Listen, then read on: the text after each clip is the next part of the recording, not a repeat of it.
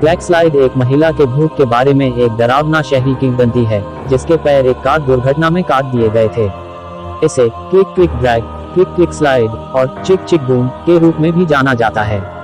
एक दिन एक माँ अपने बेटे और बेटी को स्थानीय मॉल में खरीदारी करने ले गई। अपने घर के रास्ते में उन्हें रेल की पटरियों को पार करना पड़ा। जब वे रेल की पटरियों को पार कर रहे थे, कार फंस गई और अचानक उन्होंने एक ट्रेन को दूरी में आते देखा। माँ ने बाहर निकलना शुरू कर दिया और अभी भी पटरियों से उतरने के लिए संघर्ष कर रही थी, जब ट्रेन ने सीधे उसकी कार में चढ़ाया। पुलिस मलबे से तलाश कर रही थी और दोनों बच्चों के शव मिले।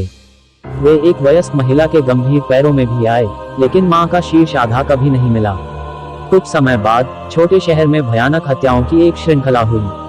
पीड़ितों में सभी बच्चे थे। स्कूली बच्चों में क्लिक क्लैक नामक एक राक्षस के बारे में बच्चों में अफवाहें फैलने लगी। उन्होंने कहा कि यह एक ऐसी महिला का भूत था जिसके पैर नहीं थे। कहानी के अनुसार उसके पास वास्तव में लंबे नाखून थे, जो उन्हें खुद को घसीटने के लिए इस्तेमाल करते थे। उसका नाम क्लिक क्लैक उसके नाखूनों से बना था, जब वह आपका पीछा कर रहा था। बच्चों ने अंधेरे के बाद घर के अंदर रहने के लिए एक दूसरे को चेतावनी दी। किंवदंती के अनुसार क्लिक क्लैक शाम 6 बजे के बाद सड़कों पर डंके की चोट पर बच्चों को मारते हुए देखेगा। जब वह उन्हें पकड़ लेती तो वह उन्हें आधे में फाड़ देता। जल्द ही शहर का हर बच्चा क्लिक क्लैक की किंवदंती को जानता था और शाम को अपने घरों में सभी दरवाजे और खिड़कियां बंद करना सुनिश्चित करता था। एक दिन एक लड़की पिछवाड़े में खेल रही थी, जब उसकी मां बाहर आए और उसे दुकान पर जाकर दूध की 3 बोतलें खरीदने को कहा। लड़की गलतफहमी में चली गई और ध्यान से 6 बजे से पहले घर वापस जाने की योजना बनाई, क्योंकि उसने सुना था कि वह समय था जब क्लिक क्लैक बाहर आया था। जब वह स्थानीय दुकान पर पहुंची तो लड़की को पता चला कि वे दूध से बाहर हैं।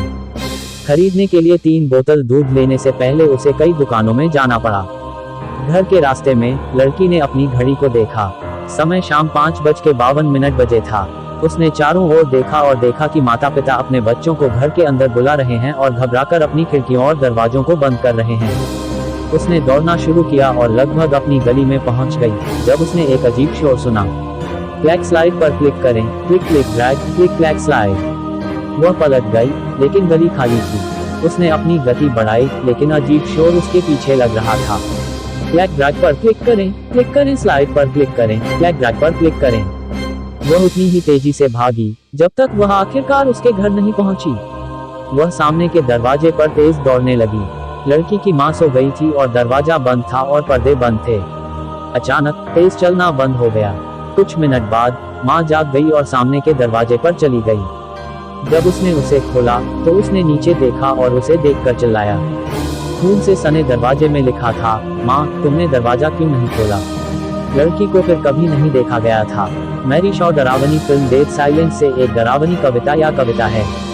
आप मैरी शॉ की कथित सच्ची कहानी या डरावनी किंवदंती को भी पढ़ सकते हैं, जो वेंट्रिलोक्विस्ट उसकी गुड़िया के साथ दफनाया गया था और पता लगाता है कि क्या उसका अभिशाप वास्तविक है। मैरी शॉ के घूरने से सावधान रहें। उसकी कोई संतान नहीं थी, केवल गुड़िया। और अगर आप उसे अपने सपनों में देखते हैं, सुनिश्चित करें कि आप कभी नहीं कभी चिल्लाओ, या वह आपकी जीभ को सीवन से बाहर निकाल देगी। और अगर आप उसे यह याद रखें, केवल एक चीज जो उसे रोक सकती है, संपूर्ण शांति। मैरी शॉ नाम की एक महिला के बारे में यहाँ एक पुरानी भूत की कहानी है। उसे उसके गुड़िया संग्रह के साथ दफनाया गया था। अब कुछ का कहना है कि यह सिर्फ एक डरावनी कविता है जो माता पिता अपने बच्चों को उन्हें लाइन में रखने के लिए कहते हैं, लेकिन अन्य लोग इसे सिर्फ एक भूत की कहानी से ज्यादा का दावा करते हैं। ऐसी चीजें हैं जो आपको याद हैं और ऐसी चीजें हैं जिन्हें आप भूल नहीं सकते हैं। जैसे उस महिला के चेहरे पर नजर आना जब वह मर गई। उसका नाम मैरी शॉ था, जो वेंट्रिलोक्विस्ट था जिसने अपनी आवाज खो दी थी। जब मैं एक लड़का था तो वे रेवेंसफेयर के गौरव के दिन थे और शहर ने लॉस्ट लेक पर खुद को एक भव्य पुराने थिएटर का निर्माण किया। मैं केवल एक बार वहां गया था। यह 1941 था और मैरी शॉ मंच पर वेंट्रिलोक्विस्ट थी। उसके पास बिली नामक एक डमी थी। उस रात उसके प्रदर्शन के दौरान माइकल एशियन नाम के एक युवा लड़के ने मैरी का मजाक उड़ाया और उसे धोखाधड़ी कहा। उसने दावा किया कि जब वह डमी बात कर रहा था तो वह अपने होंठों को हिलता हुआ देख सकता था। कुछ हफ्ते बाद वह विश्वासी छोटा लड़का लापता हो गया, एक ट्रेस के बिना गायब हो गया। अपने परिवार के लिए केवल एक संदिग्ध मैरी शॉ था। वास्तव में शहर में सभी को लगता था कि मैरी शॉ ने इसमें कुछ भूमिका निभाई होगी। और लंबे समय बाद भी उसकी हत्या नहीं की गई थी। उसकी हत्या किसने की, सुनिश्चित करने के लिए कोई भी कभी नहीं मिला। किंवदंती के अनुसार एशियन परिवार के कुछ सदस्यों ने अपने स्वयं के ब्रांड का न्याय किया। ड्रैगन के मेले के अन्य लोगों के साथ उन्होंने थिएटर में उसके ड्रेसिंग रूम में तूफान ला दिया। उन्होंने उसे चिल्लाने के लिए मजबूर किया, फिर उसकी जीभ को चीर डाला, वेंट्रिलोक्विस्ट की आवाज को हमेशा के लिए चुप करा दिया। या ऐसा ही लग रहा था। अपनी वसीयत में मैरी ने कहा कि उसके डमी को उसके साथ दफनाया जाना था। उसके बच्चे, जैसा कि उसने उन्हें बुलाया, उनमें से सभी 101, उसके शरीर को मेरे पिता के शवगृह में लाया गया था, इसलिए वह अपने अन्य अंतिम अनुरोध पर काम शुरू कर सकता था। इतना ही नहीं, उसने अपनी गुड़िया के साथ दफन होने के लिए कहा। उसने खुद एक गुड़िया बनने के लिए कहा, लेकिन वह मरी नहीं थी। वह वापस आए और अपना बदला लिया। जब से उसे दफनाया गया था, तब से रेवेन्सपेयर मौत से त्रस्त है। एक एक करके इसमें शामिल प्रत्येक व्यक्ति मारे गए। वे अपनी जीभ बाहर फट के साथ पाए गए।